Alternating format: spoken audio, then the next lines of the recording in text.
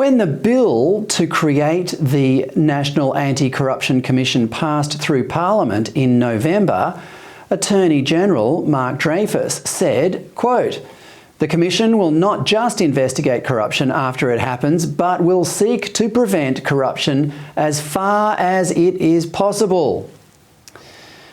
Pretty wide-ranging. The curious thing about the PwC case is that it took so long to be investigated.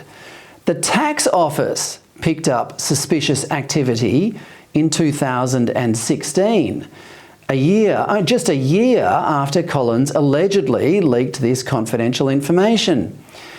It informed the Federal Police in 2018 that PwC had potentially misused confidential information, but whatever investigation the AFP conducted, it led nowhere. Greens Senator Barbara Pocock told a Senate committee this week that that was a, quote, "inadequate desktop assessment," unquote.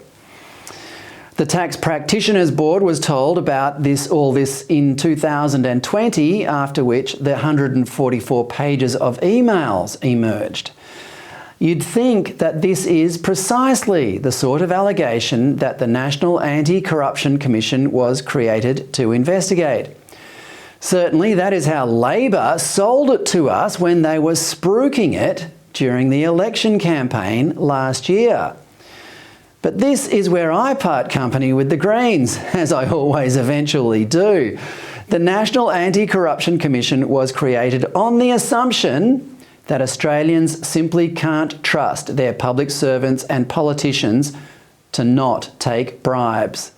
Indeed, one of the Commission's purposes is educative, meaning it needs to teach our public servants how to be honest. This, if you ask me, is just window dressing. If a public servant or a politician is found taking kickbacks under the table, throw the book at them. If our criminal laws can't deal with corruption, then they are simply not severe enough. We don't need a star chamber with its own rules and independent, virtually unaccountable methods and decision-making processes. We, as Australians, just need to know that if there are crooks in the public service, they will go to jail. That's a matter for police and courts and nobody else. Somehow, I think Treasurer Chalmers agrees with me on that point. Anyway, he does pretend to share the anger that ordinary Australians feel about the PwC allegations. But he and his government are curiously nonchalant about a far bigger scandal involving information that, unlike the tax laws allegedly shared with PwC, the government is suspiciously reluctant to share. You'll recall that last November, Queensland Senator Gerard Rennick asked representatives from the Australian Bureau of Statistics this question. What the temporal association, so the time between the date of vaccination and the date of death, and I've just had it confirmed by the ABS that they can do that data because everyone had to download a digital certificate if they wanted to go anywhere.